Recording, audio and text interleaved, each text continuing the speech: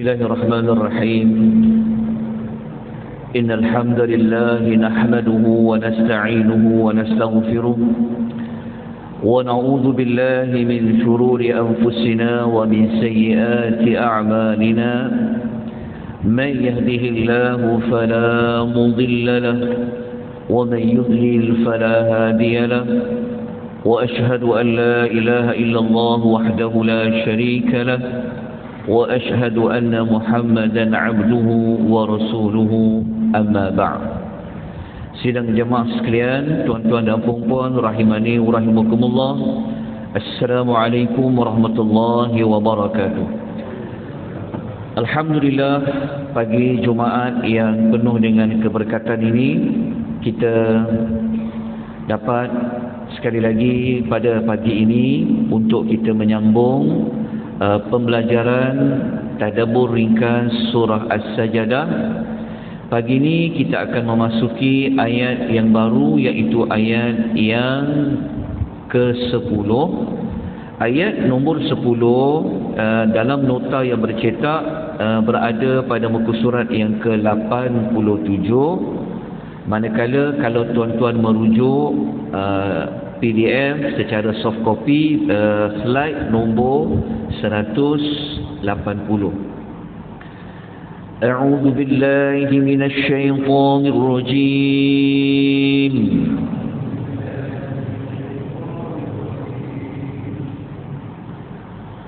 وقالوا أإذا ضللنا في الأرض أإنا لفي خلق جديد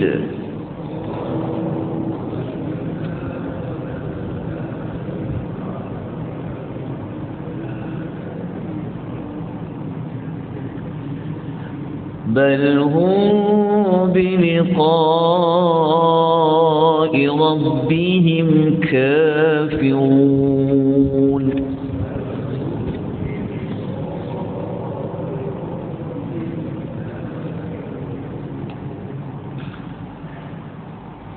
Dan mereka, iaitu merujuk kepada orang-orang yang kafir itu berkata. Berkata di sini dia akan merujuk kepada mereka bersoal jawab. Mereka bertanya, adakah apabila dhalalna fil ardi, kami telah hilang lenyap di dalam tanah.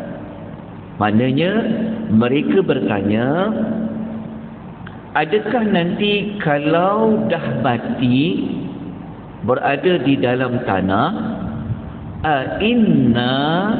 adakah kami lafi khalqin jadid, akan hidup semula dalam bentuk kejadian yang baru. Dalam ayat ini kita mendapati ada dua kali pertanyaan, yang mana dua pertanyaan ini kalau kita tengok dalam nota tu telah pun saya letakkan. Pertanyaan yang pertama adalah pada perkataan itu pertanyaan yang pertama. Lepas tu pertanyaan yang kedua adalah pada inna. So alif hamzah berbaris di atas itu adalah pertanyaan yang kedua.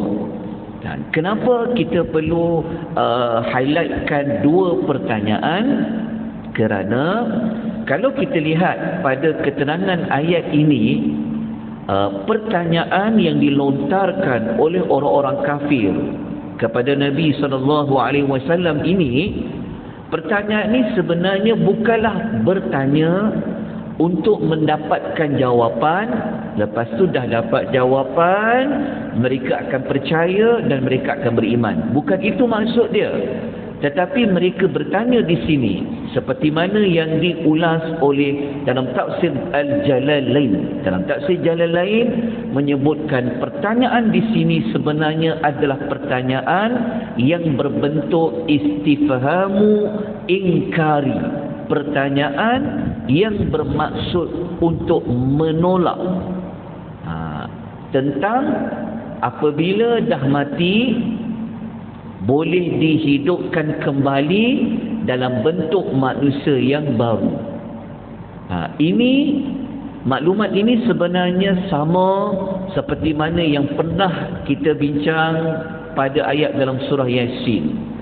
Kalau kita masih ingat pada surah Yasin yang lalu, pada ayat yang ke-77, 78, kalau kita masih ingat, yang mana mereka menggunakan tulang yang telah dihancurkan, kemudian mereka buang ke udara, maka mereka bertanya kepada Nabi SAW, siapakah yang dapat menghidupkan kembali tulang belulang yang telah hancur ni? Tapi dalam surah Sajadah ni pula, mereka bertanya dengan bentuk kalau dah hancur dalam tanah, lepas tu boleh hidup semula dalam keadaan yang baru. Mereka bertanya, boleh ke? Sebenarnya mereka nak menolak sebenarnya. Mereka tak percaya. Okey, kemudian kita lihat alasan yang sebenar-benarnya. Allah mengatakan bahkan biliqa'i rabbihim kafirun. Mereka tidak percaya bahawa mereka nanti akan bertemu dengan Rabb mereka. Okey, sebenarnya antara isu utama, sebenarnya mereka tak percaya pun nanti satu ketika mereka akan berhadapan dengan Allah, lepas tu mereka akan ditanya tentang amal-amal mereka. Mereka tak percaya pun nanti akan dihisap, akan ditanya amal baik, akan ditanya amal buruk. So mereka menolak adanya perkara tersebut. Mereka tak percaya adanya pertemuan dengan Tuhan mereka. Kenapa? Sebab kalau mereka percaya nanti akan jumpa Tuhan, Tuhan tanya apa yang dibuat, maka habislah mereka di dunia. Sebab dekat dunia, kalau mereka percaya jumpa dengan Tuhan mereka untuk Allah hisab, untuk ada balasan, maka mereka tak bolehlah buat sesuka hati. Jadi apabila mereka tak ada kepercayaan macam tu, so mereka bolehlah buat sesuka hati, kan? Mereka boleh ikut hawa nafsu mereka nak buat apa. Kalau tidak, susahlah dekat dunia. Sebab kita sebagai orang Islam, kita percaya nanti kita akan bertemu dengan Allah. Kalau bertemu dengan Allah, Allah tentu akan hisap kita. Allah akan tengok apa yang kita lakukan. Maka kita dekat dunia, kita terikat dengan wahyu, terikat dengan peraturan Al-Quran. Ada benda tak boleh buat, kita tak boleh buat. Ada benda kita boleh buat, kita boleh buat. Sebab itu kita anggap dunia ni umpama berada di dalam penjara. Kita masih lagi terikat dengan Allah. Kita tak boleh buat dekat dunia ni sebebas-bebasnya. Itu orang beriman. Tapi orang kafir, kalau mereka percaya macam tu, habislah diorang. Mereka tak boleh buat sesuka hati. Okey, tuan-tuan dan puan-puan, sebelum kita lanjutkan lagi, ayat yang ke-10 ni, kenapa Allah letakkan pada ayat yang ke-10? Okey, begini. Kalau tuan-tuan masih ingat, kita dah kupas hari Khamis, hari Rabu sampai hari Isnin yang lalu. Sebelum sampai ayat 10 ni, kan Allah menceritakan kepada kita tentang bagaimana dia menciptakan langit, bagaimana dia menciptakan bumi selama 6 hari. Kalau kita masih ingat. Kemudian kalau kita masih ingat, bermula ayat 7, 8, 9 tu, Allah cerita tentang penciptaan manusia yang mula-mula tak ada kepada ada, macam Nabi Adam. Lepas tu daripada Nabi Adam lahirlah manusia-manusia daripada air mani. Kenapa Allah cerita tentang langit bumi? Kenapa Allah cerita tentang kejadian manusia? Tuan-tuan masih ingat lagi tak surah Yasin yang kita belajar sebelum ni? Yang mana ketika mana Allah nak memberikan jawapan apabila ada orang bertanya boleh tak hidup kembali, Allah telah mengemukakan 4 jawapan. Kalau tuan-tuan masih ingat lagi, yang mana jawapan yang pertama, Allah mengatakan mereka ni kena tengok bagaimana asal usul mereka itu diciptakan oleh Allah.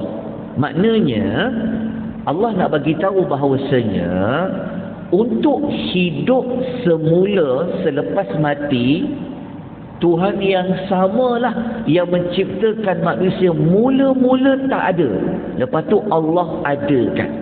Itulah antara perkaitan ayat 10 ini dengan ayat-ayat yang sebelumnya. Dan kita akan tengok sekejap lagi macam mana Allah Ta'ala membantah dua pertanyaan ini dengan satu contoh yang manusia itu jelas dan manusia akan faham bahawa Allah itu sangat berkuasa. Okey, ayat yang kita faham ini, kalau kita nak lebih mendapat penjelasan, seperti biasa kita kena merujuk apa kata para ulama tafsir. Okey, kita boleh baca apa yang ditulis oleh Al-Imam Ibnu Katsir. Ibnu Katsir dia kata, kenapalah mereka ni boleh bertanya sebanyak 2 kali? Kenapa 2 kali? Maknanya memang tak percayalah. Sampai 2 kali mereka bertanya. Kenapa mereka merasa ia mustahil? Kita tengok Ibnu Katsir kata apa. Ibnu Katsir mengatakan mereka menganggap mustahil kejadian tersebut. Kejadian apa? Kejadian kalau dah hancur, berada dalam tanah, boleh hidup kembali. Ibnu Katsir kata apa? Mereka menganggap ia mustahil.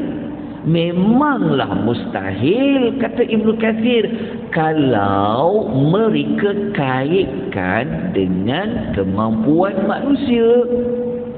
Kalau dikaitkan dengan kekuasaan Allah yang ciptakan manusia dari awal, yang telah mencipta manusia daripada tiada kepada ada, maka tidak mustahil. Maksudnya macam tu. Okey. Jadi apa yang kita dapat belajar daripada ayat nombor 12 ni, ayat nombor 12 pula. Ayat yang ke-10 ni adalah nombor 1, kita dapat belajar bahawasanya wujudnya hari kita akan dihidupkan kembali. Apabila kita akan dihidupkan kembali di hari akhirat, apa tujuan utamanya? Adalah untuk kita bertemu dengan Allah, untuk diberikan balasan. Selama ni kita berhempas pulas siang malam pagi petang, kita ke hulu dan ke hilir, ke masjid, balik rumah, baca Quran, bersedekah. Apa yang kita buat ni sebenarnya nanti adalah tujuannya untuk diberikan balasan oleh Allah Azza wa Jalla. Yang kedua, kita dapat belajar sebab yang paling utama kenapalah orang-orang kafir ni mereka buat sesuka hati. Mereka tak peduli syirik ke tak syirik ke, pahala ke dosa ke, bagi mereka, mereka tak kisah halal ke haram ke, mereka tak peduli. Sebab apa? Kerana dalam ayat tadi bagi jawapan. Sebab dia adalah ketidakpercayaan kepada hari pertemuan dengan Rabb mereka, iaitu dengan Allah. Jadi kita orang beriman, kita kan belajar, bahkan Nabi ajar kita kalau kita bangun solat malam, di antara doa yang kita baca adalah kita kata Allah itu benar, Rasulullah itu benar, kiamat itu benar, syurga itu benar, neraka itu benar. Dan tuan masih ingat lagi waktu kita bincang pada ayat yang terakhir suratul Kahfi. Masih ingat lagi ayat tu?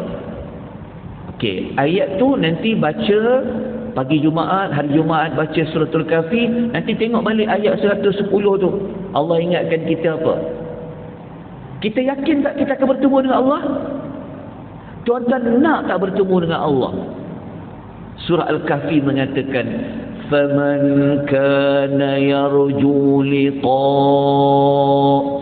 Dan Allah kata, siapa-siapa yang dia berharap untuk berjumpa dengan Tuhanmu, dengan Tuhannya, maka dia kena buat dua perkara. فَلْيَعْمَلْ عَمَلًا صَالِحًا وَلَا يُشْرِكْ بِرَبِّهِ أَحَدًا. Kita baca ayat tu. Allah kata kena ada dua. Jadi kita belajar pagi ni, sekali lagi Allah ingatkan pada ayat ke-10. Ada orang dia tak percaya pertemuan dengan Tuhannya. Kita sebaliknya. Kita percaya nanti walaupun dah hancur tubuh badan, hidup kembali. Ni kita ambil surah Yasin tempoh hari. Apabila kita hidup kembali, nak buat apa? Kita akan bertemu dengan Tuhan yang Maha Pencipta kita, yang bagi kita apa? Ambil balik ayat sebelum ni. Tuhan yang pernah menciptakan langit, yang menciptakan bumi, yang apa? Yang jadikan kita daripada air yang lemah, betul tak? Yang telah menyempurnakan bentuk tubuh badan kita, yang telah bagi roh kepada kita. Tuhan yang sama yang pernah memberikan kita pinjaman telinga ni untuk mendengar. Kita belajar dah hari semalam. Tuhan yang memberikan kita pinjam kedua biji mata.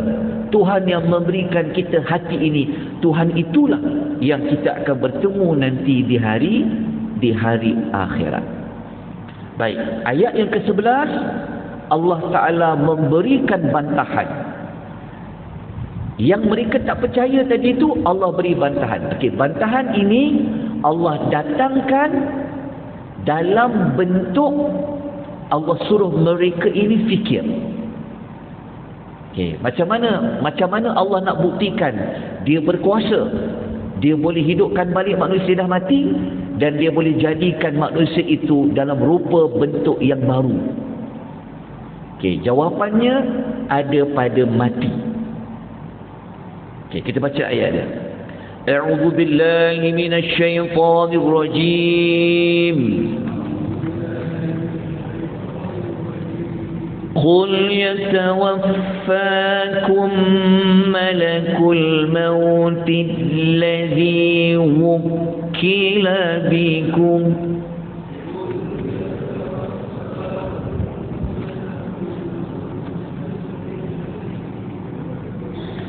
ثم إلى ربكم ترجعون.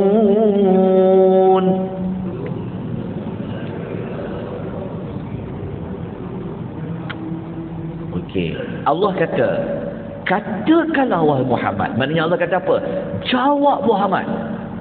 Kan? Mereka yang ragu-ragu kata mustahil boleh hidup balik itu, Allah kata jawab Muhammad. Kemukakan kepada mereka hujah bahawa Tuhan ini mampu menghidupkan mereka. Dengan Allah mengatakan apa? Katakanlah wahai Muhammad, nyawa kamu akan diambil oleh satu malaikat, yang malaikat itu dipanggil malaikat maut.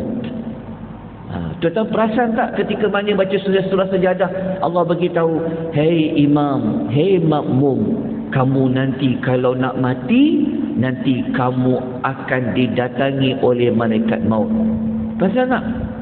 Dekat dalam surah Yasin tu, itulah malaikat Israel. Tapi paling tepat kita kata dia malaikat maut. Ketika sampai ajal kamu. Okey, kemudian Allah kata setelah malaikat maut tu sampai, kerjanya mewafatkan kita semua, kamu akan dikembalikan kepada Tuhan kamu. Okey. Pertama kita kena cari dulu alasan. Kenapa mati ini menjadi jawapan kepada mereka merasa mustahil untuk Allah hidupkan kembali. Okey, kita tengok ulasan Syekh Abu Bakar Jabir Al-Jazair dalam tafsir Al-Aitar. Okey, tengok ya. Kenapa mati itu jadi alasan untuk menolak orang tak percaya adanya kiamat? Okey, tengok ulasan dia. Kata Syekh ini, dia kata, kamu tidak mampu nak menolak mati. Betul tak? Maka bagaimana pula kamu dapat menolak untuk dihidupkan kembali apabila Allah mengkehendaki? Okey, jelas. Maknanya kalau orang tak percaya boleh hidup kembali kan, Dia kata tulang dah hancur, badan-badan dah hancur dalam tanah. Macam mana boleh hidup kembali? Maka jawapan dia adalah, okey, kita kata kat dia, kalau kau rasa mustahil, bagaimana kau nak mati nanti? Kau rasa mustahil tak mati? Mesti orang akan kata, mati tak mustahil, semua orang akan mati. Kalau kau percaya semua orang akan mati, mati tak ada siapa boleh elak, buatlah macam mana sekalipun. Kalau Tuhan kata mati, mati. Kalau kau boleh bersetuju jawapan itu, kenapa kau tidak boleh bersetuju Allah Ta'ala boleh buat untuk dihidupkan kembali manusia? Itu yang Syekh Jabir kata, apakah kamu mampu menolak untuk dihidupkan?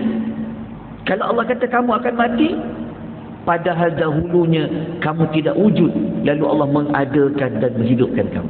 Okey, tuan-tuan jelas tak ulasan Syekh Abu Bakar Jabir Al-Jazair? Jelas tak?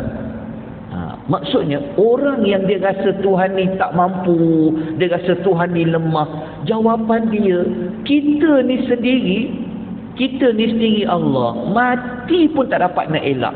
Betul tak? Kalau mati pun tak dapat nak elak, kenapa nak elak daripada Allah hidupkan kembali? Okey, itu alasan dia. Baik, pengajaran dia yang kita dapat belajar apa? Bagi sikit waktu, kita baru masuk 1 minit. Okey. Pelajaran pertama, kita dapat belajar tiada siapa yang boleh lari dari menghadapi kematian. Betul tak? Tak ada siapa boleh lari daripada menghadapi kematian. Nanti saya akan bagi dalil sekejap lagi. Dalil sokongan. Yang kedua, apabila kita mati, kita akan didatangi oleh satu malaikat. Dia panggil malaikat maut untuk mencabut nyawa manusia. Okey, saya minta tuan-tuan catat maklumat tambahan. Okey. Tuan-tuan, adakah ni soalannya? Adakah hanya malaikat maut yang kita selalu sebut Izrail tu sahaja yang akan datang mencabut nyawa kita?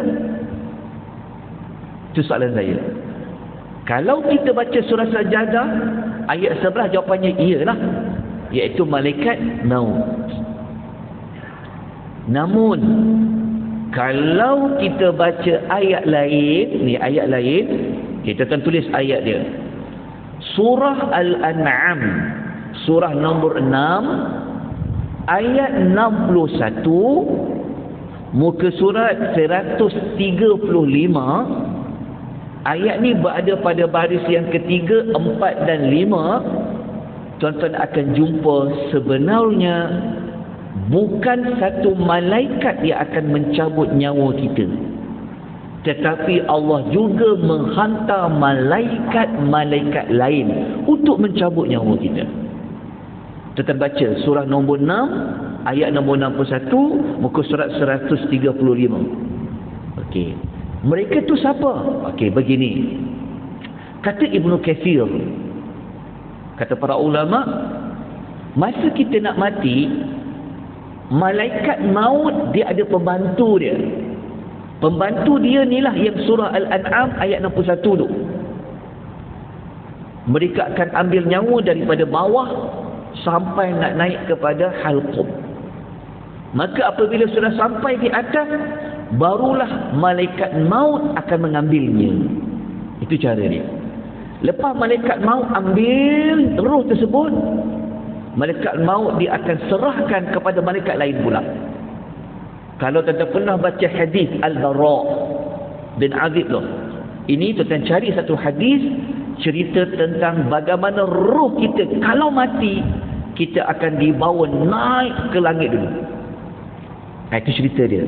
Jadi sebenarnya selepas malaikat maut keluarkan roh kita, maka roh itu cepat-cepat akan diberikan, diserahkan kepada malaikat yang turun ramai daripada langit. Dia akan ikut. Kalau kita orang yang buat amal soleh, banyak bertaubat, banyak buat kebaikan, malaikat yang datang dari langit itu adalah malaikat rahmat. Maka diserahkan roh itu kepada malaikat itu untuk dibawa naik sampai langit yang ketujuh. Okey, yang itu tuan-tuan kena rujuk apa? Hadis Al-Bara bin Azib radhiyallahu anhu. Tapi kalau nak tahu jawapan, rupa-rupanya bukan malaikat maut saja yang cabut nyawa, ada pembantu-pembantu dia. Surah Al-An'am ayat nombor 61. Baik, apa yang kita nak buat tindakan ni? Last kali, dah nak habis dah. Okey, sudah pasti kita kena bersiap sedia untuk kita menghadapi kematian. Sebab tu kena banyak fikir pasal mati. Daripada manusia yang paling tinggi jawatannya sampai kepada serendah jawatannya, kalau dia fikir pasal mati, maka manusia akan jadi baik. Okey, nak fikir pasal mati, bersiap sedia untuk mati ni, saya kukuhkan dengan ayat lain.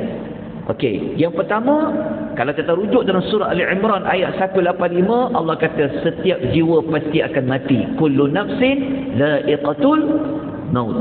Dia macam ada satu lagu tu. Lagu dia kata apa? Dia kata raja-raja mati, rakyat biasa mati, orang kaya mati, orang miskin mati. Betul tak?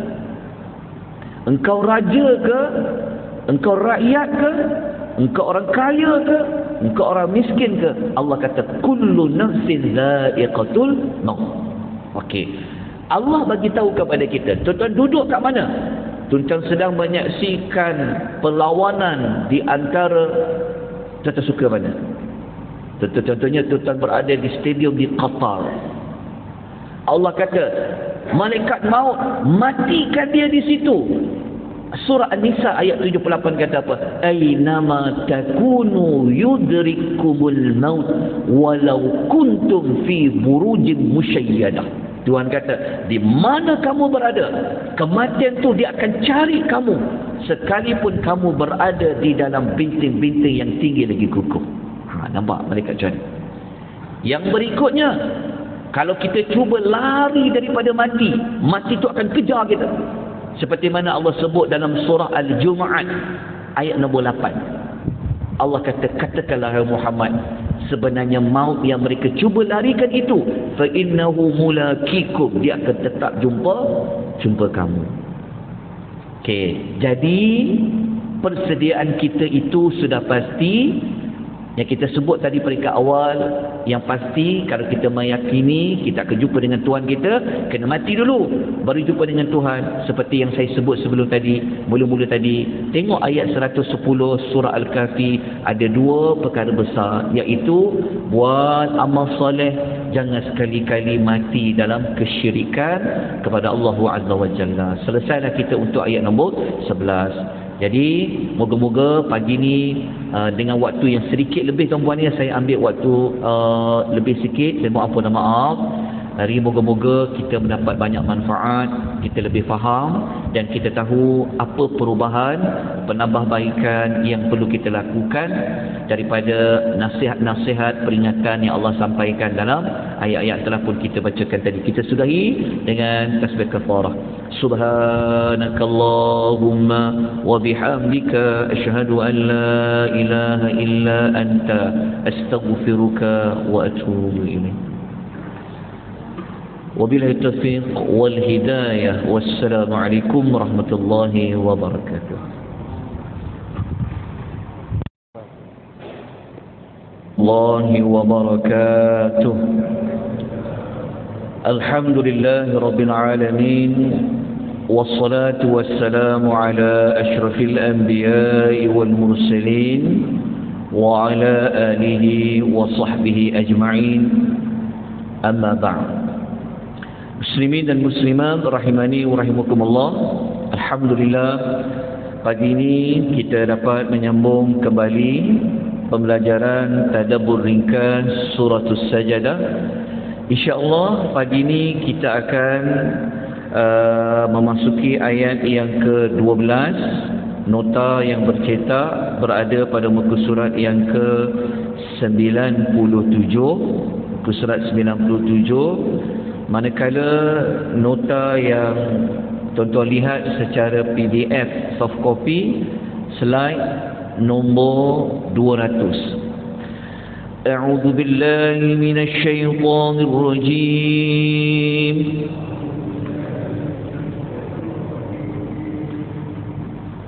ولو ترى إذ المجرمون ناكسوا رؤوسهم عند ربهم ربنا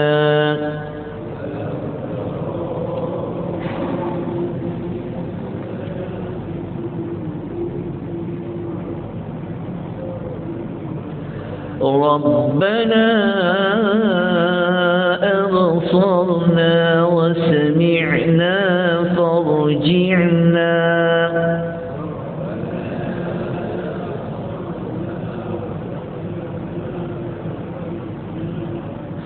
فارجعنا نعمل صالحا إنا موقنون.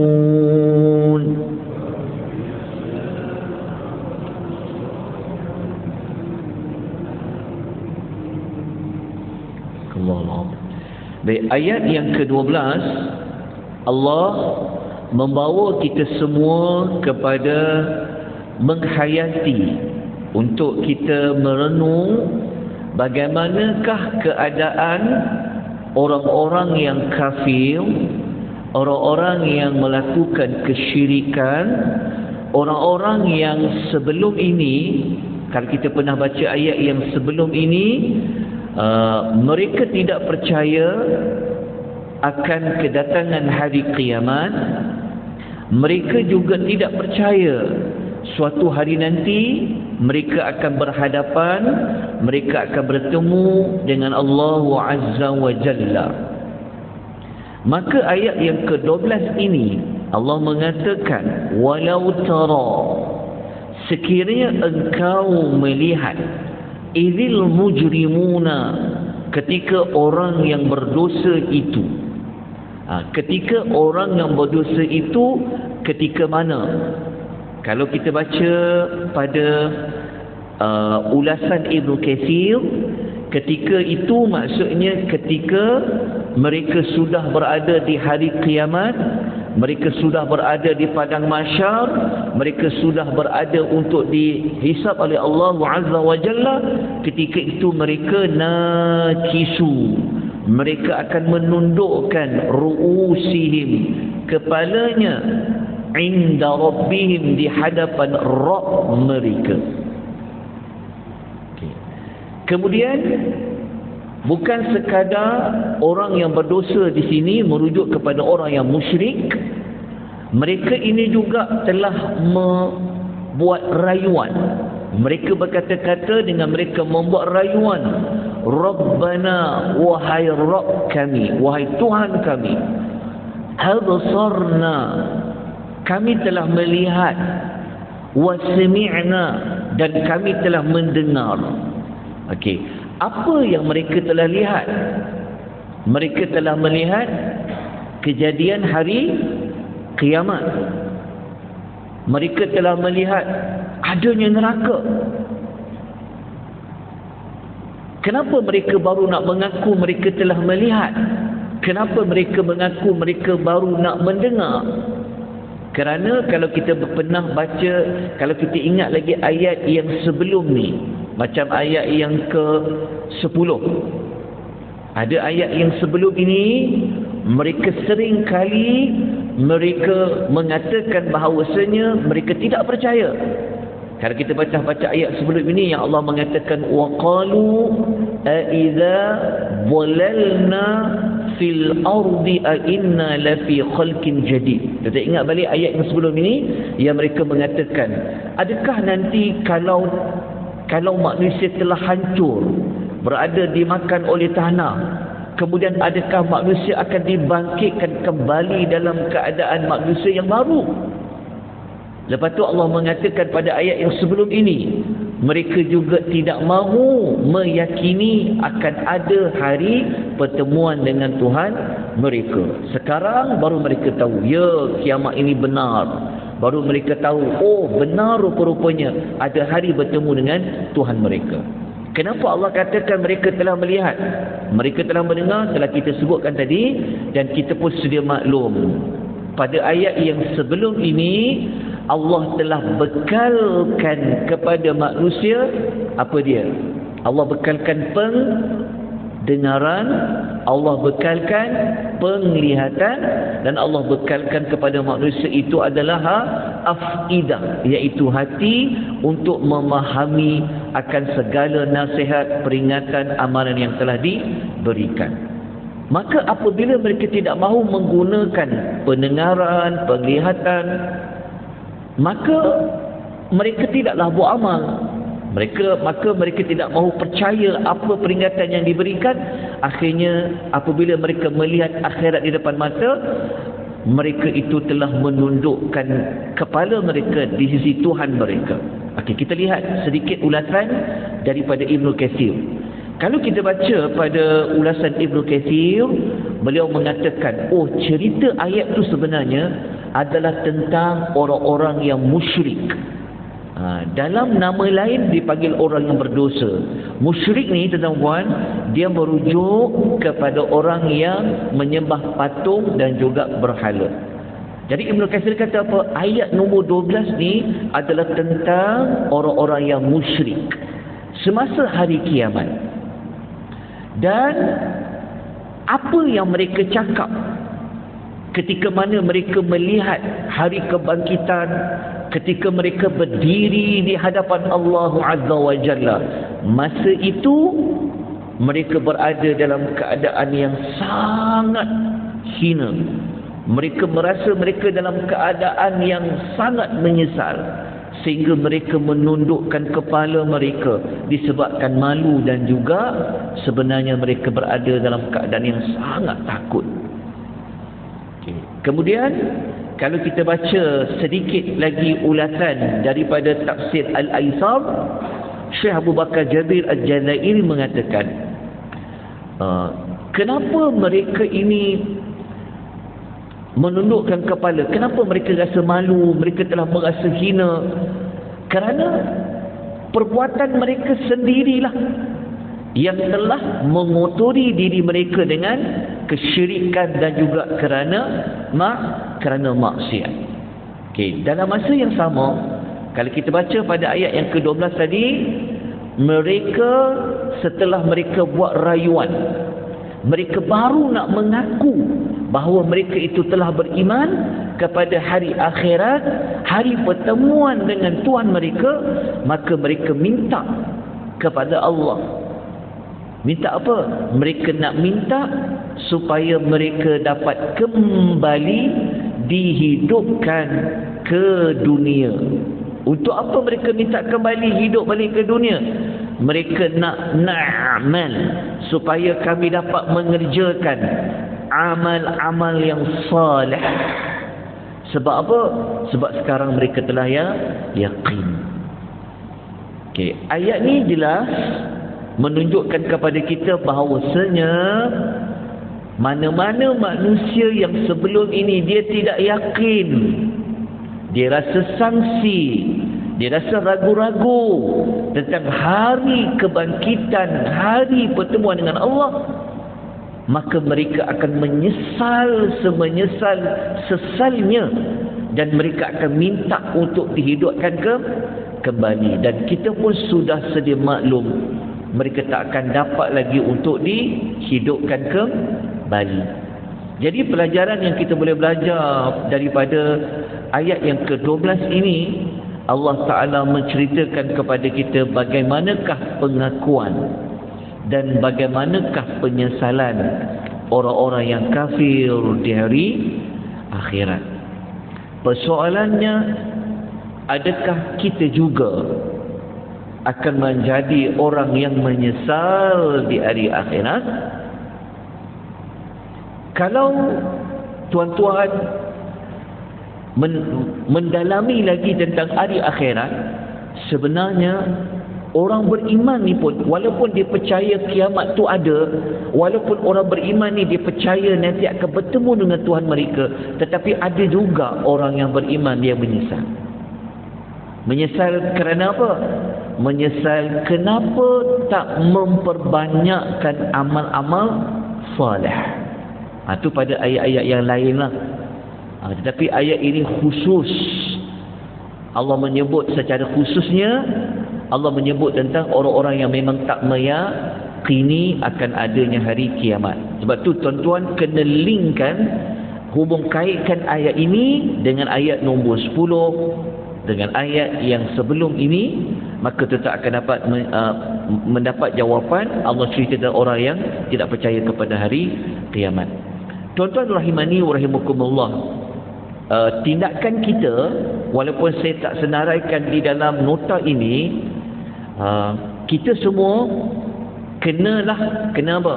Kita lawanlah balik. Maksudnya kita orang beriman, kita kena sentiasa meyakini benda-benda, perkara-perkara yang gaib macam hari akhirat ni. Kita orang beriman, kita percaya walaupun kita tak nampak. Kalau jadi macam mereka ni, dah nampak baru nak beriman, yang tu dah tak boleh buat apa-apa dah. Sebab tu iman, kata apa maksud beriman? Kita percaya dengan yakin. Sebab itu kenapa kita beriman kepada Allah? Kita tak nampak Allah, tetapi kita yakin, kita percaya hari akhirat. Hari akhirat kita tak pernah tengok pun, tapi kita percaya dengan yakin. Kita beriman kepada malaikat, tak nampak pun malaikat ni, tapi kita beriman kepada malaikat. Itulah namanya iman. Kita percaya dengan yakin sesuatu yang kita tak nampak. Dia berbeza dengan ayat ini. Kita tak mau jadi, dah nampak baru nak percaya, dah tak berguna lagi. Tetapi orang yang sebenar-benar beriman, dia beriman, dia percaya dengan yakin sesuatu yang dia tak nampak. Baik, muslimin dan muslimat rahimani wa rahimakumullah, mari kita lihat apakah jawapan yang Allah hendak berikan setelah mereka minta kepada Allah, merayu, moga-moga dengan mereka dapat pengakuan tadi, kan? Mereka nak moga-moga Allah boleh hidupkan mereka kembali, mereka diberikan kesempatan untuk buat amal-amal yang salih. Mari kita lihat apakah yang berlaku seterusnya pada ayat yang ke-13. أعوذ بالله من الشيطان الرجيم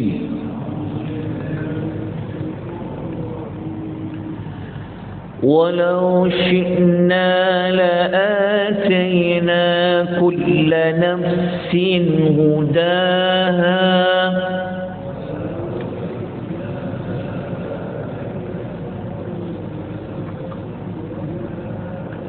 ولكن حق القول مني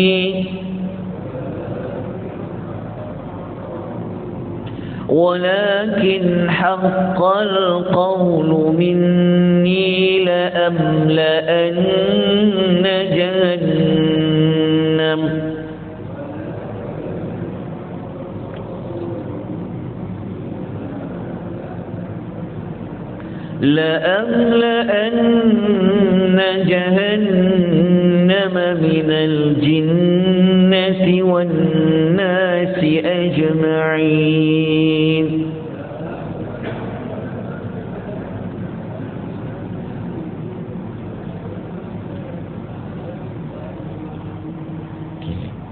Allah mengatakan walau syi'na, jika kami kehendaki, la'atayna kulla nafsin hudaha, pasti kami berikan kepada setiap jiwa hudaha, iaitu hidayah, petunjuk baginya.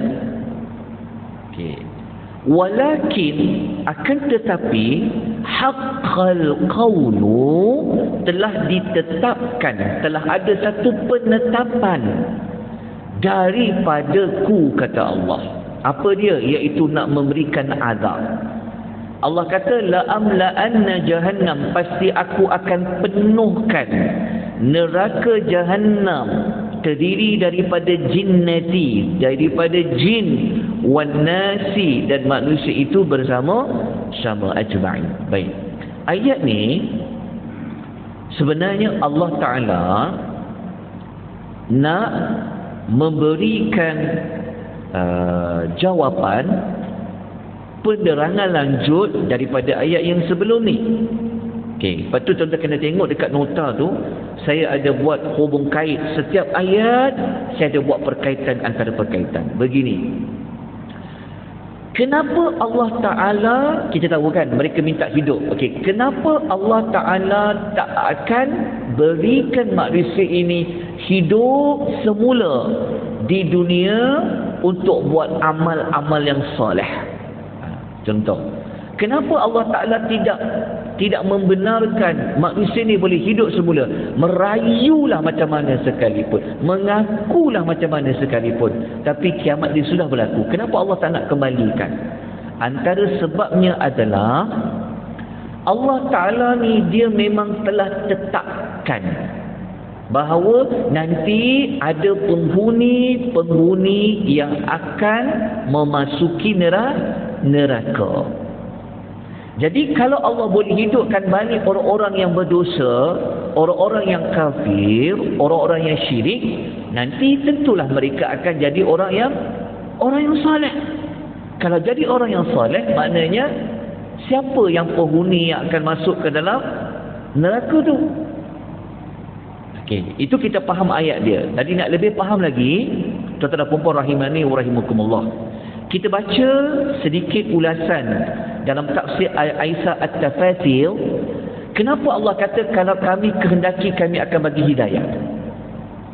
Maksudnya adalah Allah Ta'ala ni bagi tahu, Allah Ta'ala kalau dia nak manusia ni jadi beriman, Allah boleh buat tak? Kalau Allah nak bagi hidayah ni, maksudnya tuan-puan begini, manusia ni kan, hati-hati manusia kan berada di bawah kekuasaan Allah. Allah ni dia boleh tak bagi semua orang beriman? Jawapan dia boleh. Allah boleh saja nak bagikan kamu jadi beriman je. Allah boleh jadikan manusia macam malaikat, ikut je arahan Tuhan. Allah boleh jadikan. Sebab tu kalau kita baca pada ulasan tafsir tu, dia kata jika Allah ingin memberikan hidayah, nescaya dia akan berikan kepada mereka semua dengan cara paksa, tanpa ada pilihan. Tapi kita belajar Allah Ta'ala tidak paksa manusia untuk dia beriman. Sepatutnya kena berimanlah, tetapi Allah memberikan pilihan.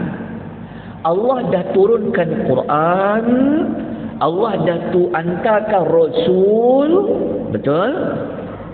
Lepas tu Allah bekalkan pendengaran, Allah bekalkan penglihatan, Allah bekalkan hati, maka ambillah manfaat, gunalah betul-betul.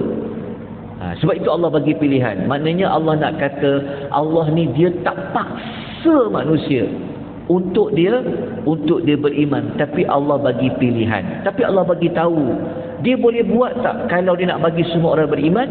Allah kata Allah boleh buat, tetapi Allah Ta'ala telah menetapkan manusia ni diberi pilihan. Siapa pilih jalan syurga, dia masuklah syurga. Siapa pilih jalan neraka, dia masuklah neraka. Sebab apa?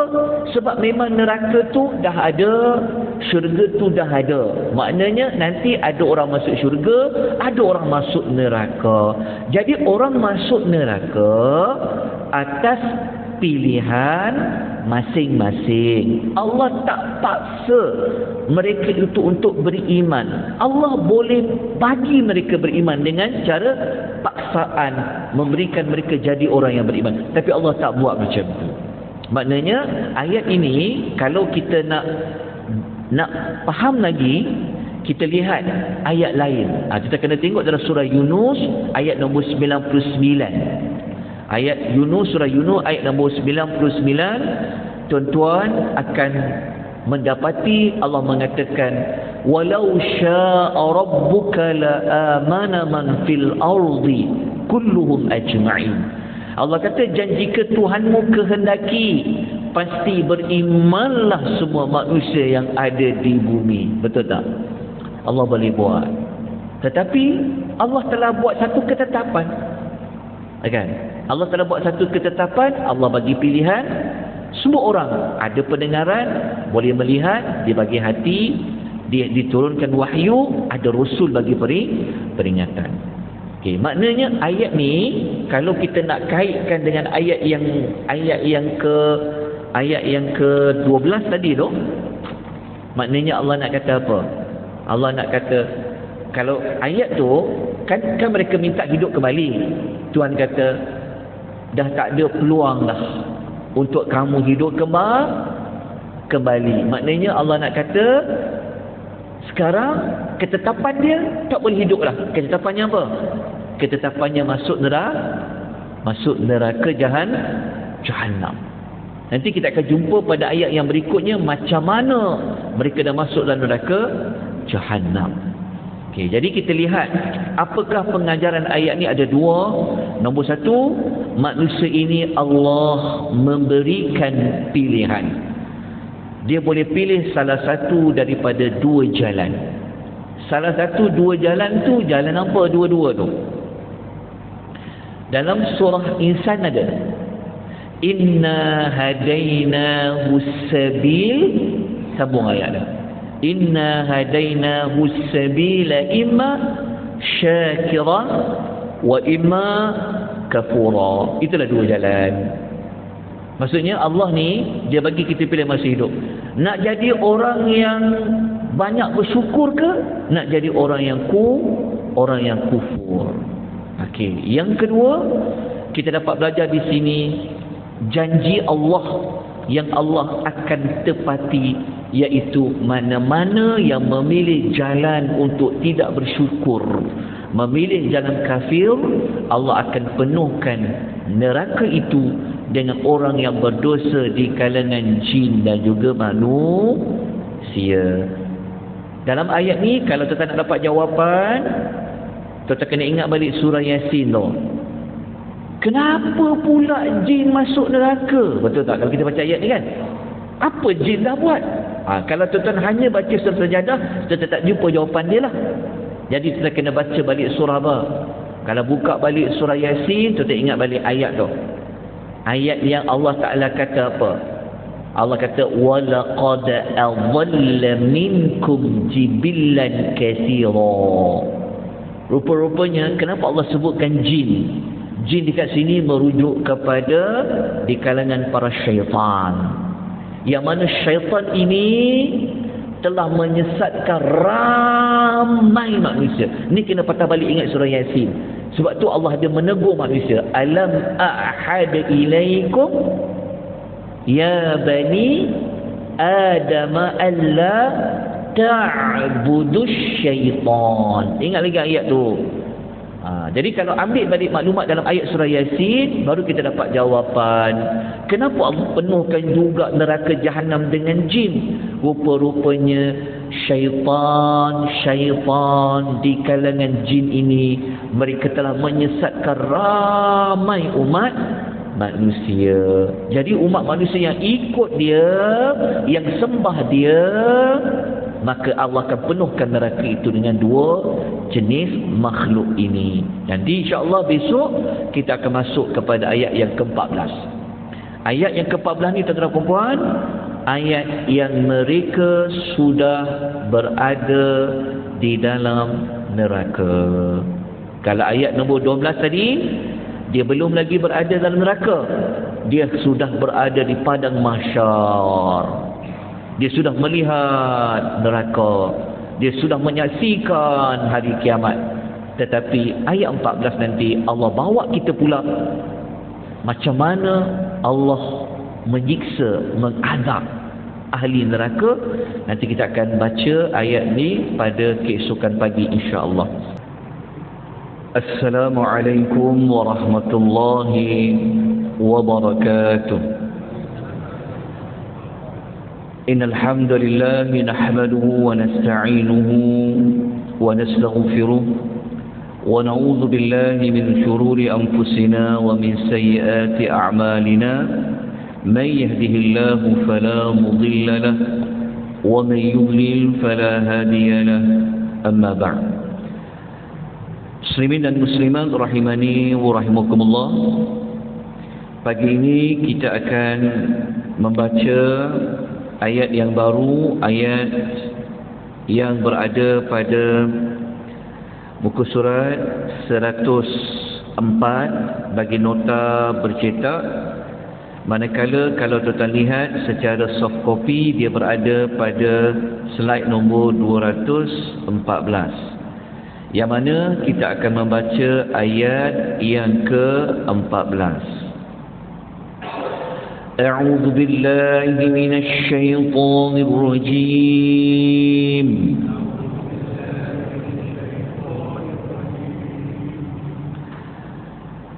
فذوقوا بما نسيتم لقاء يومكم هذا إنا نسيناكم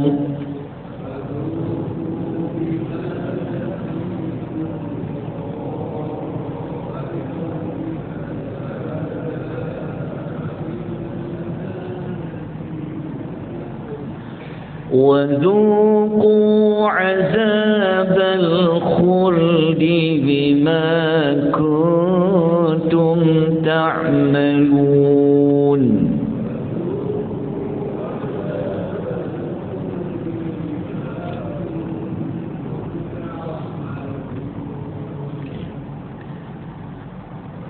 Ayat yang ke-14, jika kita hubungkan dengan ayat-ayat yang sebelum, yang mana ayat yang sebelum kita ambil kembali ayat yang ke-12 dan kita ambil juga ayat yang ke-13, yang mana ayat yang sebelum ayat 14 ini, ayat 12 dan ayat 13, Allah telah menceritakan kepada kita perihal orang-orang yang berdosa, iaitu orang-orang yang kufur, orang-orang yang melakukan kesyirikan. Mereka ini apabila berada di hadapan Allah, mereka telah menundukkan kepala mereka, tanda mereka malu, mereka menyesal, mereka berada dalam keadaan yang sangat hina. Dalam masa yang sama, mereka telah merayu kepada Allah supaya mereka diberikan peluang untuk hidup kembali di dunia dan mereka dapat melakukan amal-amal soleh. Namun Allah Subhanahu wa taala telah menolak permintaan mereka kerana peluang untuk melakukan amal soleh itu sudah tamat. Mereka telah diberi peluang, diberikan pilihan oleh Allah untuk mereka beriman, untuk mereka melakukan amal soleh. Dalam masa yang sama, Allah Ta'ala telah tetapkan bahawa siapa yang berdosa seperti syirik, dia kufur, maka tempatnya adalah mereka akan berada di dalam neraka. Maka pada ayat yang ke-14 ini, Allah membawa kita semua kepada bagaimana mereka-mereka yang ayat yang sebelumnya yang nak minta hidup kembali, ya Allah kata mereka ini memang akan masuk neraka. Bagaimana Allah Ta'ala membawa kita semua kepada menunjukkan ayat ini Allah dah bawa kita ke dalam neraka. Kalau ayat 12 belum lagi masuk neraka, mereka berada di hadapan Allah Azza wa Jalla. Tapi pada kali ini Allah membawa kita kepada melihat, kita cuba menghayati bagaimana azab api neraka. Ayat yang ke-14, tuan-tuan mendapati Allah memulakan dengan mengatakan fadhuqu. Allah kata, maka rasakanlah kalian semua. Rasakan tu, rasakan apa? Adalah azab neraka. Allah mengatakan kenapa mereka kena merasa azab itu? Bima nasitum, kerana kamu telah melupakan. Melupakan apa? Liqa'a yaumikum hadza, pertemuan dengan hari kamu ini. Maksudnya ayat ni dia berbentuk azab dari sudut perasaan, juga azab dari sudut zahirnya, jasmaninya. Dalam ayat ini Allah dengan secara membuat kecaman, Allah minta mereka, rasakanlah kamu azab ini, yang mana azab ini yang berlaku pada hari ini kamu telah lupakan dia. Okey, lupakan tu maksudnya apa? Okey, lupakan pada ayat ini bermaksud mereka tak percaya akan adanya hari mereka bertemu dengan Allah. Mereka mengingkari dan mereka itu tidak membuat sebarang persediaan untuk bertemu dengan ada satu hari mereka akan bertemu dengan Allah Azza wa Jalla. Itu dipanggil mereka telah melupakan pertemuan dengan hari ini. Baik, ucapan ayat ini kalau kita lihat dalam tafsir Aisar At-Tafasir, perkataan ini diucapkan ketika mereka berada di dalam neraka Jahannam. Kenapa Allah minta mereka rasakan? Adalah sebagai bentuk penghinaan dan bentuk ancaman, dan sebagai nak bagi lagi siksaan kepada mereka. Sebab dia bukan sekadar merasa azab neraka, tetapi ditorture dari sudut perasaan mereka. Soalan-soalannya kalau macam dalam bahasa kita kata macam padan muka lah macam tu kan. Rasa kan sebenarnya azab neraka dah memang dah siksaan dah, tapi nak tambah lagi rasa macam penyesalan, nak rasa azab tu diucap dengan kata-kata. Okay. Kemudian Allah mengatakan bahawasanya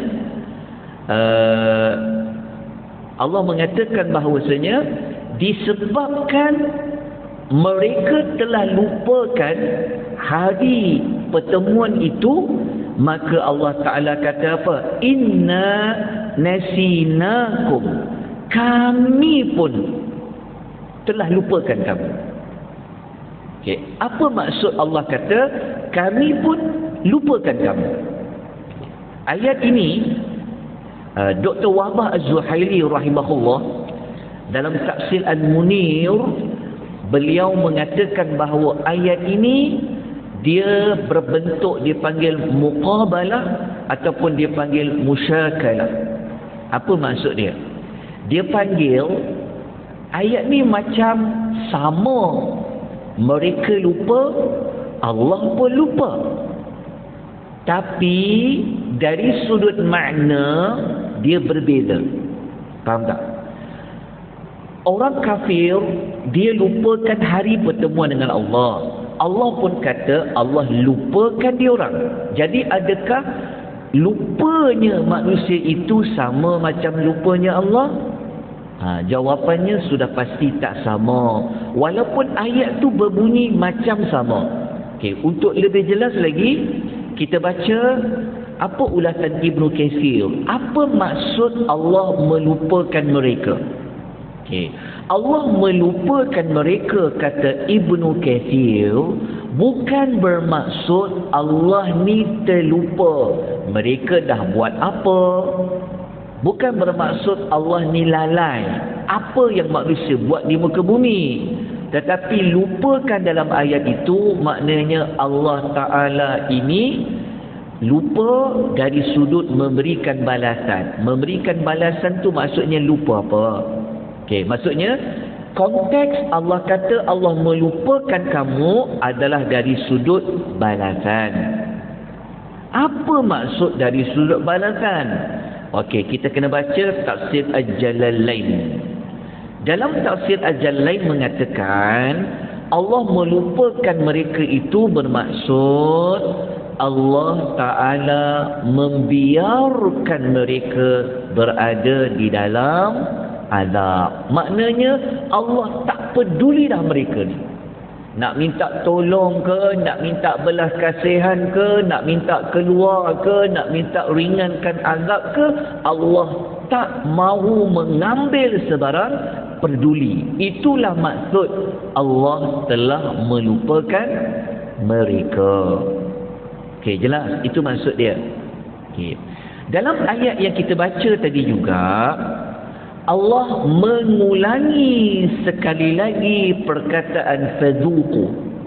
Perasan tak dalam ayat tu ada 2 kali diulang perkataan fadzuqu. Okey. Kenapa diulang kali yang kedua? Wadzuqu. Sama macam ayat fadzuqu. Diulang kali kedua, fungsi dia yang memang jelas adalah untuk litakidi wa tashdidi. Maksud dia apa? Kenapa ulang kali kedua? Allah kata dan rasakanlah azab. Kenapa ulang kali kedua? Adalah untuk mengukuhkan lagi, nak menguatkan lagi tentang azab itu. Maknanya Allah Ta'ala nak siksa perasaan mereka tu. Bukan sekali, tapi diulang buat kali yang kedua. Okay. Kemudian Allah Ta'ala kata azab yang mereka, azab neraka yang Allah kata mereka akan masuk tu, yang mereka akan lalui tu, azab itu sifatnya al-khuldi, iaitu azab yang kekal. Kenapa azab yang kekal? Maksudnya mereka yang masuk neraka ni, mereka akan melalui azab sampai bila-bila. Tidak akan berhenti azab itu sampai bila-bila. Kenapa? Apa yang mereka dah buat? Allah kata bima kuntum ta'malun. Dengan sebab apa yang kamu telah kerjakan. Maknanya ayat ni bagi tahu mereka masuk neraka adalah disebabkan apa? Disebabkan tindakan yang mereka telah ambil ketika mana mereka berada di dunia. Kita kena faham sebab apa yang kamu telah kerjakan menunjukkan apa? Menunjukkan Allah ini tidaklah memasukkan seseorang ke dalam neraka, melainkan mesti ada sebabnya. Jadi ayat ini membuktikan mereka memang patut, mereka memang layak dimasukkan ke dalam api neraka. Sebab dia apa agak-agaknya?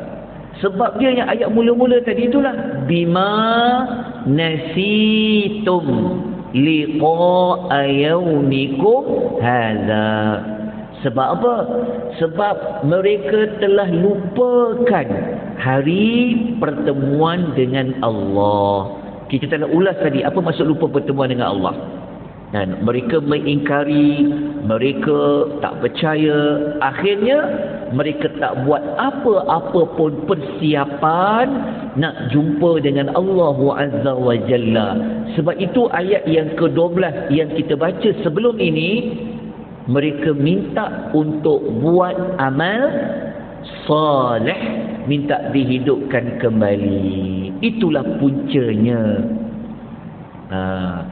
Sebab disebabkan tak percaya jumpa dengan Allah, sebab tu mereka tak bersedia dengan amal-amal yang salih.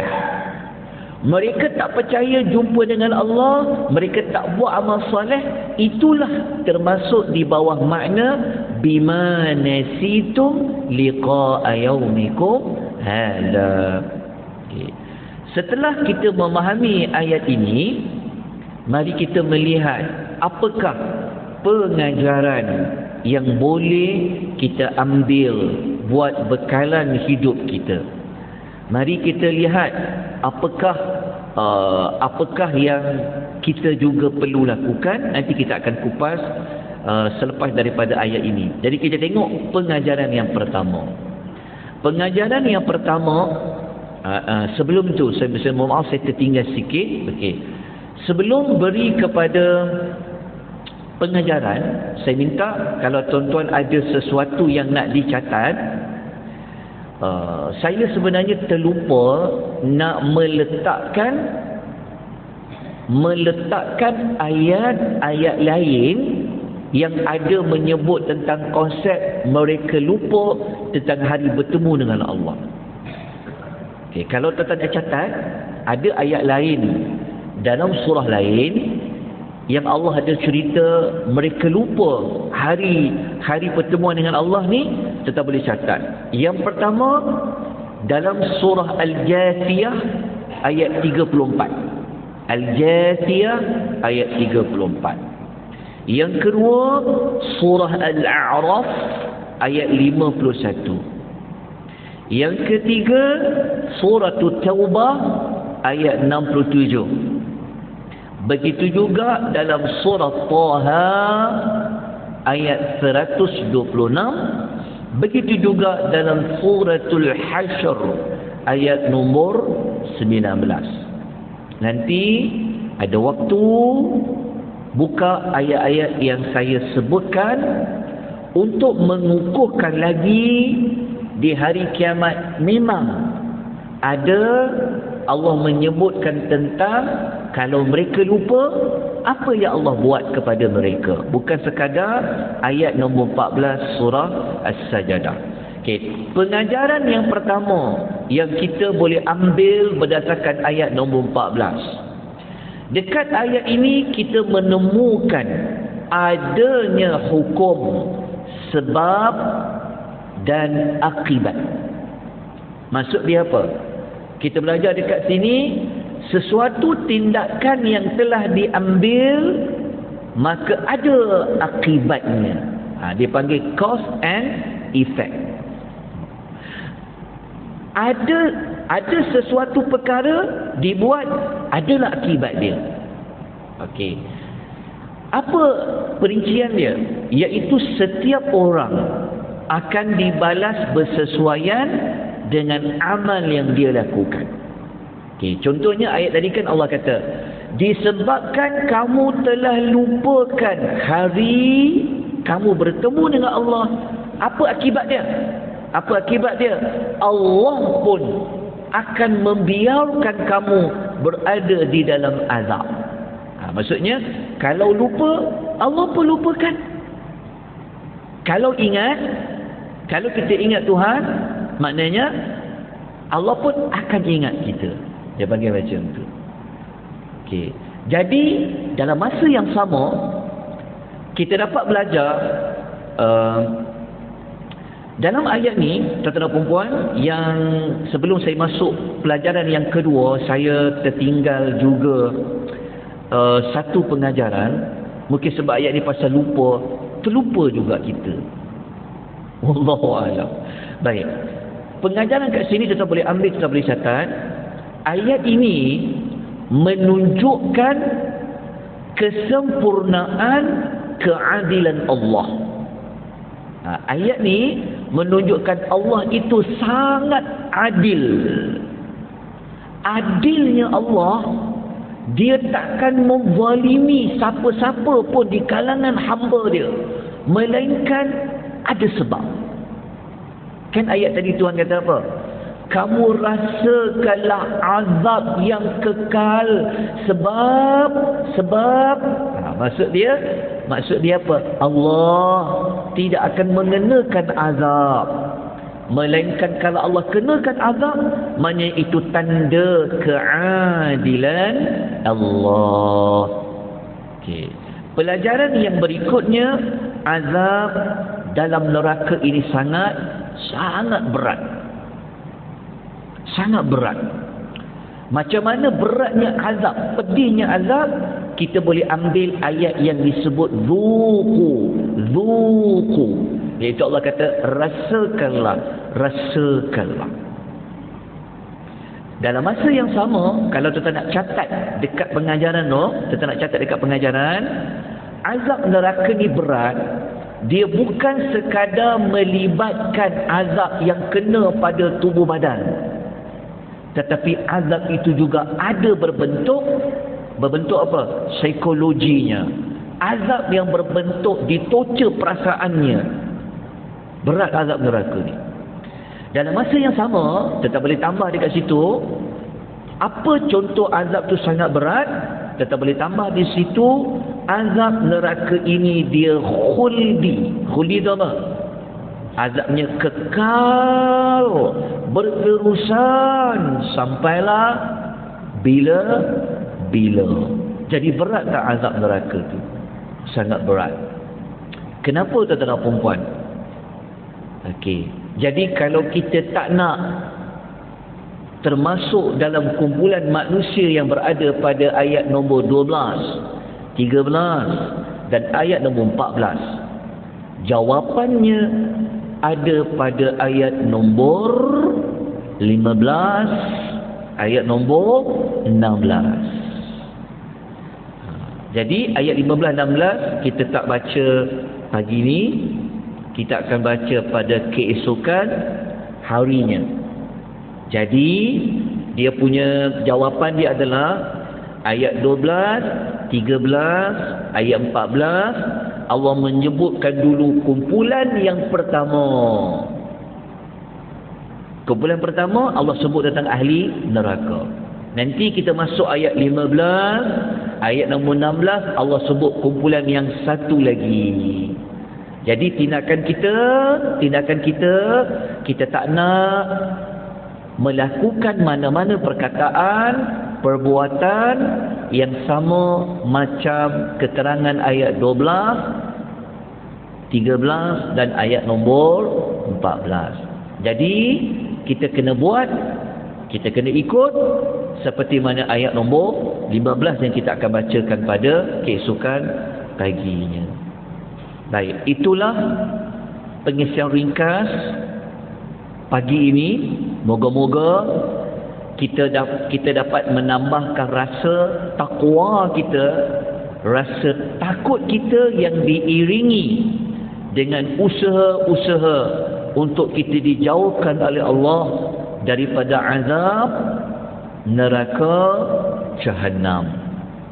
Moga-moga dengan sifat takut kita ini menyebabkan kita buat apa yang Allah suruh, kita tinggal apa yang Allah larang, kita memperbanyakkan amal-amal soleh untuk persediaan kita bertemu dengan Allah Azza wa Jalla. Moga-moga Allah bagi kita keberkatan, Allah memberikan kita rahmat dan kita mendapat syafaat Al-Quranul Karim.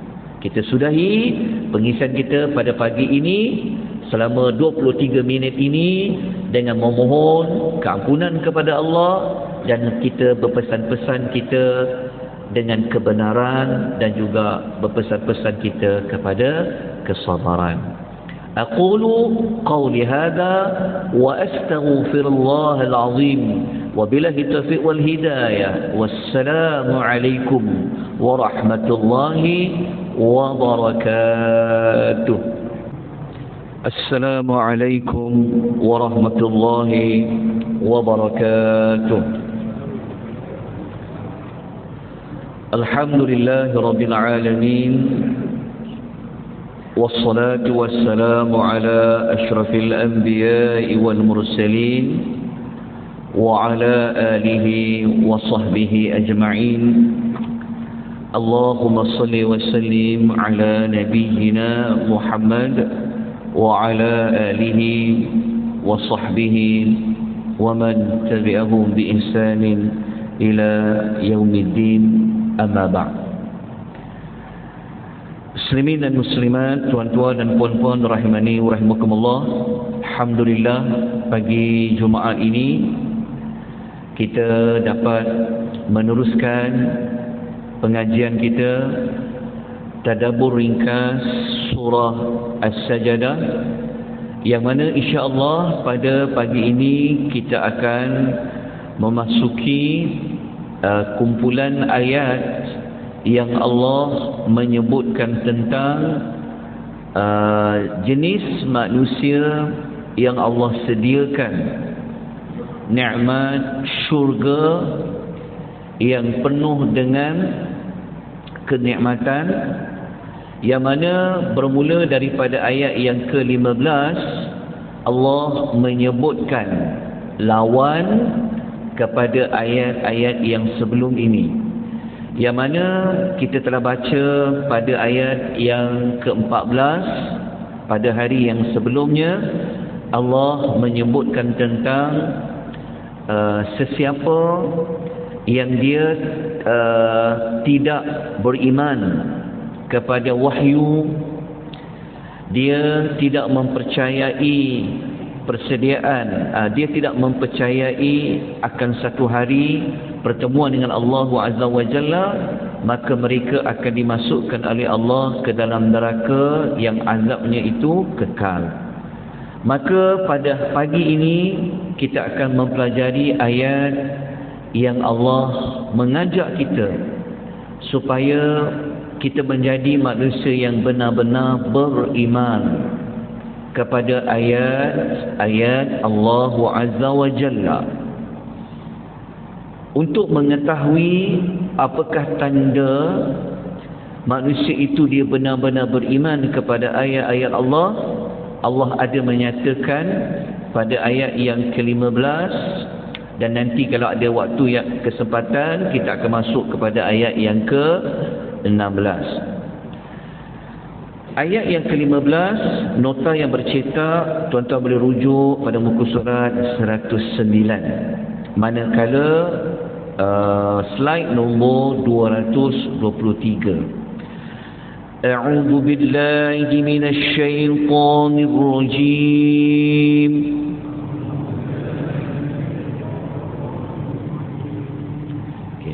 Ayat ini dia ada sujud tilawah. Jadi kalau tuan-tuan kita ambil masa untuk sujud tilawah.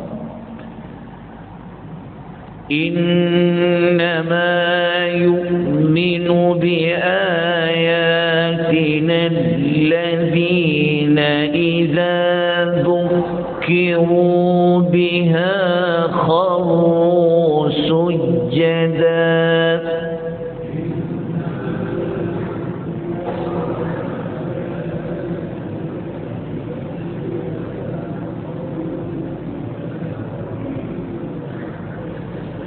خروا سجدا وسبحوا بحمد ربهم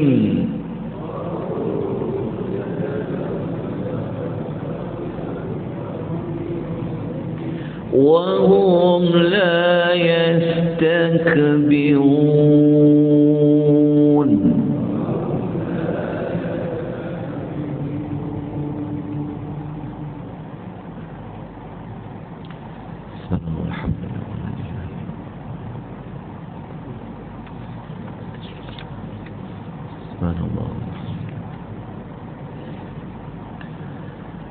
Ayat ini Allah Subhanahu wa ta'ala menjelaskan kepada kita,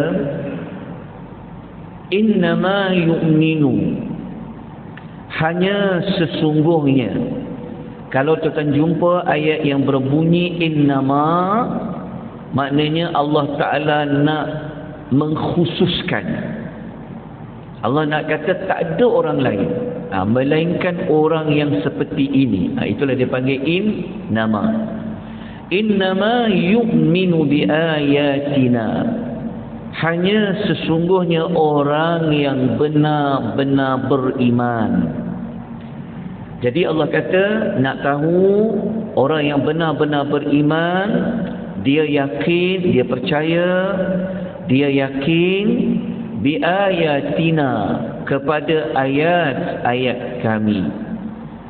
Jadi Allah bagi tahu tanda-tanda orang yang benar-benar dia yakin, dia percaya tentang ayat-ayat Allah. Allah kata buktinya alladzina idza dzukkiru, hanyalah orang yang apabila dia diberikan peringatan dengan ayat-ayat itu.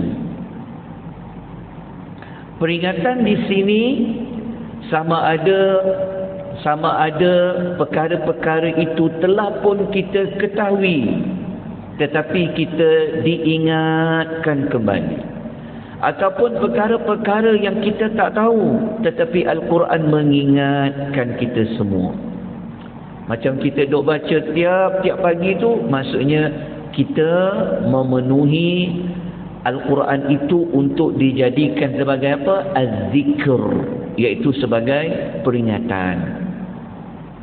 Mereka ni apabila mereka dengar ayat-ayat Allah yang dijadikan sebagai peringatan itu, mereka kharru, mereka segera turun daripada atas ke bawah sujada, iaitu mereka segera bersujud.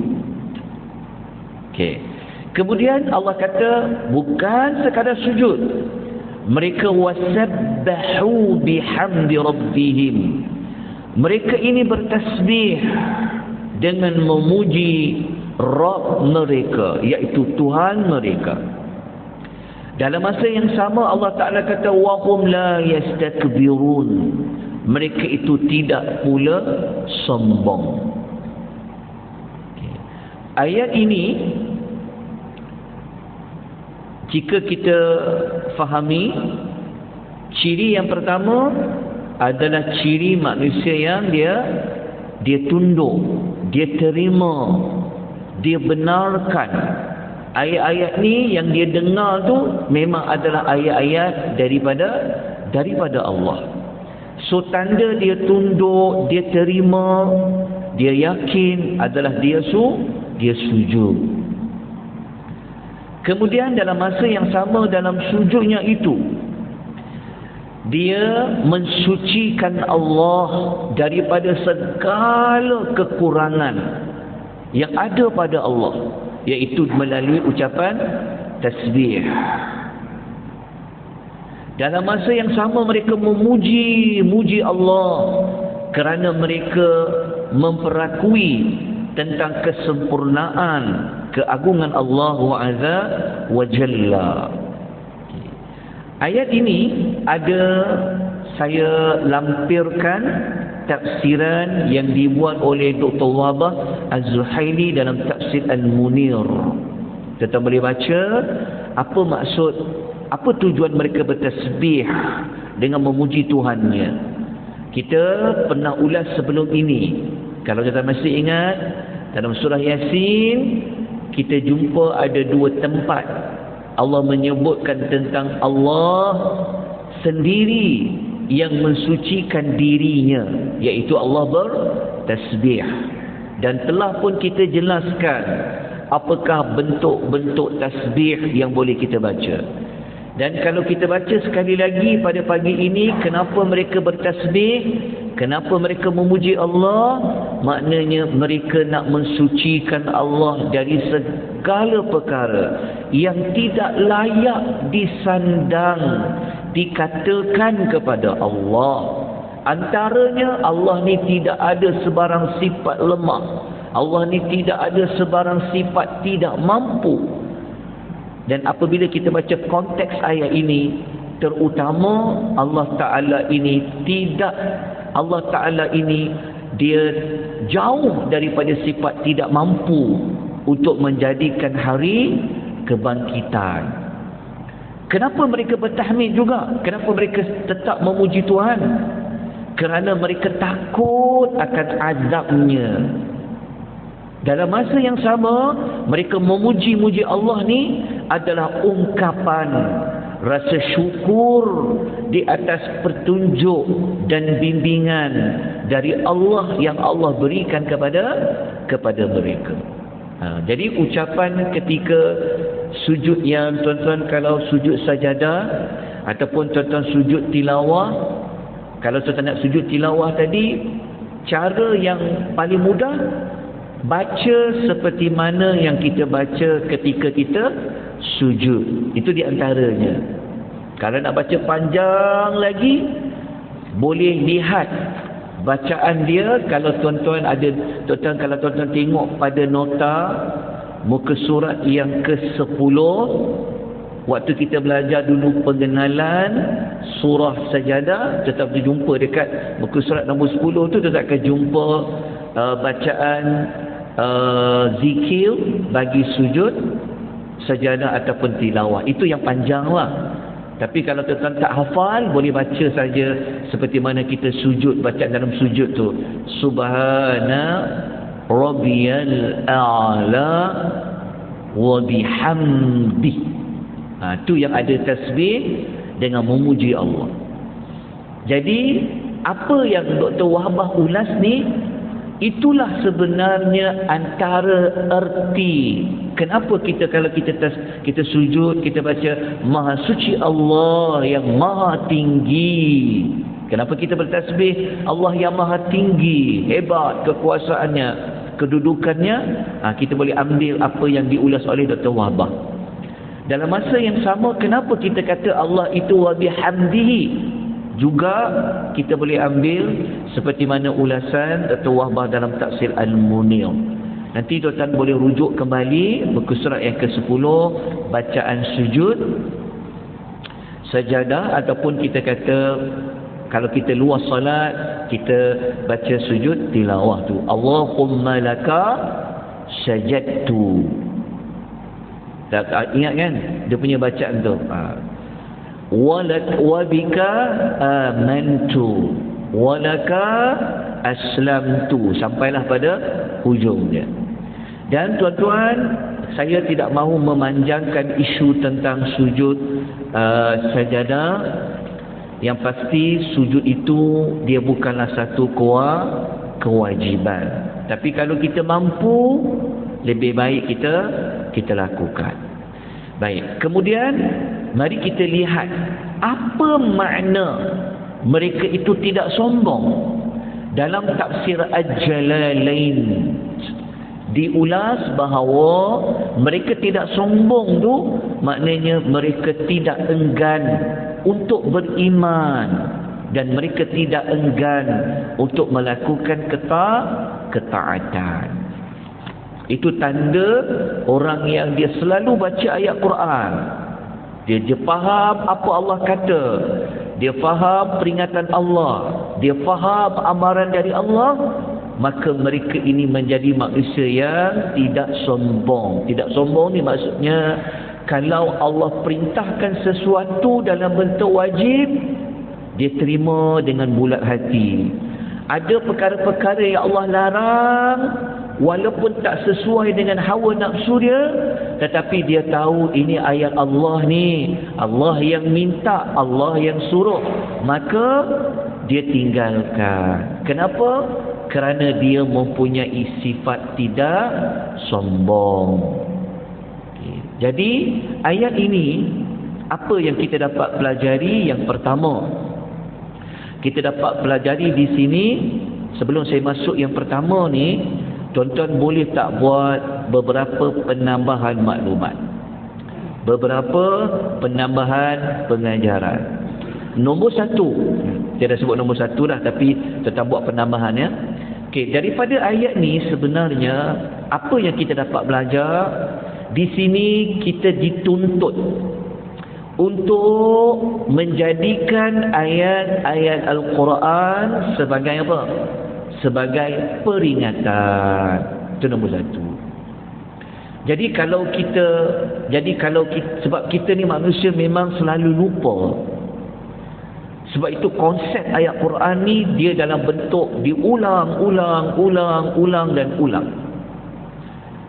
Jadi kalau kita nak cari, kalau kita nak dapatkan nasihat, peringatan, maka antara peringatan dan nasihat yang paling baik adalah dengan kita merujuk ayat-ayat Al-Quranul Karim. Tetapi kita kena ada usaha untuk faham lah. Kalau kita tak faham, macam mana kita nak tahu Allah pesan apa, Allah nak bagi nasihat apa, Allah nak ingatkan tentang apa? Maka kita perlu faham. Jadi kat nombor satu, kita jadikan Al-Quran itu sebagai peringatan untuk kita semua. Kemudian kita dapat belajar di sini keutamaan, kelebihan kita memperbanyakkan tasbih dan juga memperbanyakkan ucapan tahmid. Okay. Nanti tuan-tuan rujuk kembali nota surah Yasin. Tuan-tuan tengok pada ayat yang terakhir surah Yasin, kita ada kongsikan bacaan ucapan tasbih dengan tahmid. Yang berikutnya kita dapat belajar di sini adalah disyariatkan untuk kita sujud ketika mana kita membaca ayat-ayat yang mengandungi sujud, tilawah ataupun ayat sajadah di dalam Al-Quran. Kalau tuan-tuan nak tahu ada berapa tempat yang ada ayat yang menganjurkan kita untuk kita sujud tilawah tu, tuan-tuan kembali merujuk muka surat yang ke-10. Di dalam nota ada 15 surah yang ada tanda sujud tilawah. Pelajaran yang berikutnya kita dapat belajar di sini, Allah Ta'ala memuji, Allah Ta'ala memperakui, mengangkat bagi mana-mana manusia yang dia tidak sombong kepada ayat-ayat Allah. Maknanya orang yang tak sombong, maknanya orang yang merendah diri dia kepada Allah. Hatinya, lidahnya, dan dia buktikan dia merendah diri kepada Allah juga dengan amal perbuatannya. Dalam masa yang sama, ayat itu sebenarnya secara tak langsung Allah mencela bagi siapa-siapa manusia yang melakukan perbuatan sombong. Okay. Jelas tuan-tuan perempuan keterangan ayat yang ke-15. Okay. Jadi mari kita pergi kepada ayat yang ke-16. Sedikit sebanyak kita dapat jawapan kenapa setiap pagi Jumaat ketika mana kita membaca, Nabi suruh kita membaca surah Sajadah dan Al-Insan kalau kita mampu. Ya, baca surah Sajadah Insan ni bukanlah satu benda yang wajib. Ya, bukan satu benda yang wajib. Tapi kalau kita mampu baca, mampu habiskan 30 ayat Sajadah, kita habiskan surah Insan, sangat-sangat baik. Kita dapat jawapan rupa-rupanya setiap pagi Jumaat Allah mengajak kita semua menjadi manusia yang apa? Menjadi manusia yang merendah diri kepada Allah, menjadi manusia yang tunduk kepada Allah, menjadi manusia yang dia nak ikut apa yang Allah perintahkan. Okay, jelas saudara perempuan? Maka tanda ketundukan itu ia ada pada sujud. Sebab tu siapa-siapa yang dia baca zikir yang Allahumma lakas sajadtu wa bika amantu tu, tuan-tuan hayati bacaan tu. Kenapa?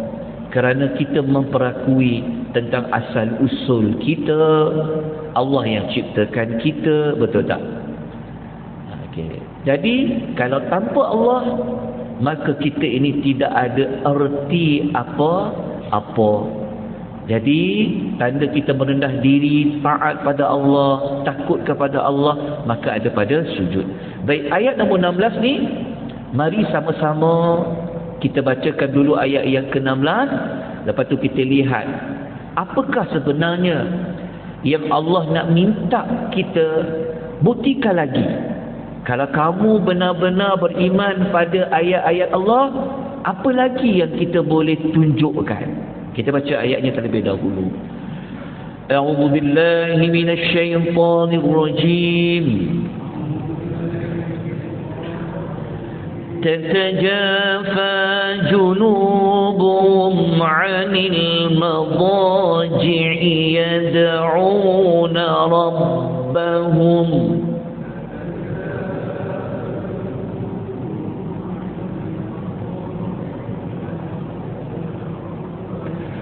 يدعون ربهم خوفا وطمعا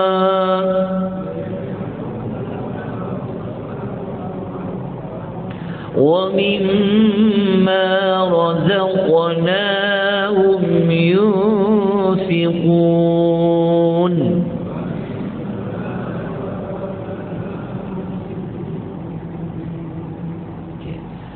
Ayat ini yang ke-16 ini Allah menyebutkan lagi beberapa ciri-ciri lain bagi membuktikan kita ini benar-benar beriman kepada ayat-ayat Allah. Seolah-olah ayat yang ke-16 ini juga merupakan perincian kepada manusia-manusia yang tidak sombong kepada Allah. Apa dia? Lambung mereka jauh dari tempat tidur mereka.